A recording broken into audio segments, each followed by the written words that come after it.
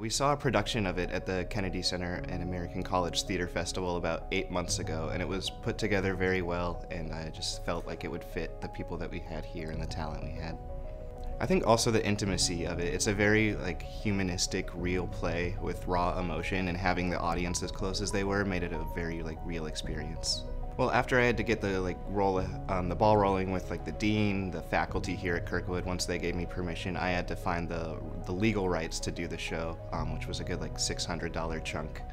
But once that was out of the way and we could legally put it on the show, the ball was rolling and everybody was just hands-on.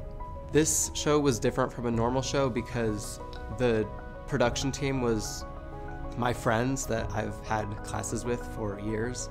So there was a weird power differential, I guess, because usually the people I'm sharing the stage with were the ones telling me what to do. So I got the ball rolling and started it, but then obviously after that I was tech director, so I was in charge of making sure all the other designers were meeting their deadlines, doing everything else that they were responsible for. I was also set designer, so I designed and built the set, and then I was the lead role of Conrad.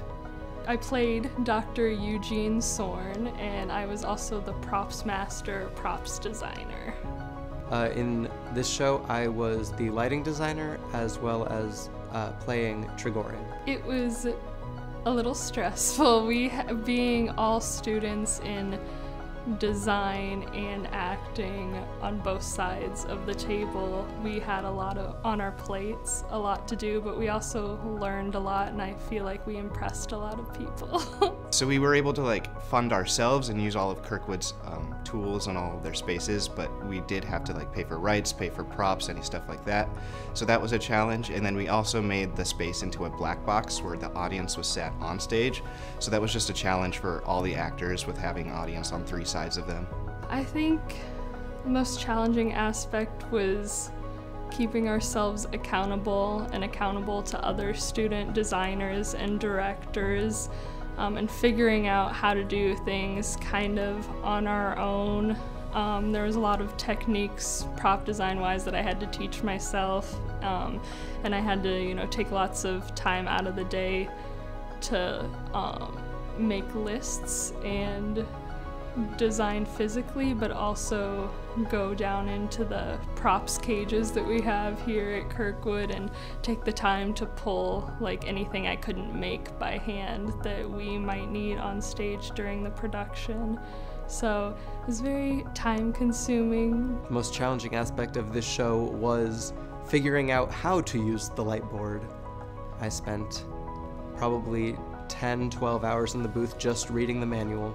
I have one acting one and one props design one. With props design, I got to make fake food from scratch. So I made pumpkin pie from air dry clay, and I figured out how to do it all on my own, and everyone was really impressed with it and said that it looked real, so that made me very happy.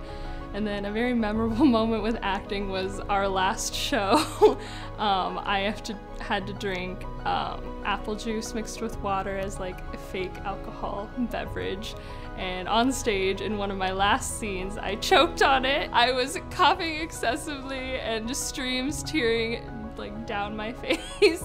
And so for the next scene I was on, I worked coughing and stuff into it, so our director was like, "Oh, it was just intentional," and I was like, "No, not at all, but I'm glad you thought that."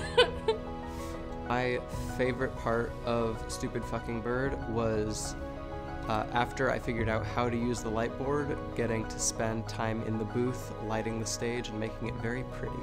And make sure you have all of your ducks in order, and then just ask for help, because there were so many people here that helped me, and I could have never done it without them.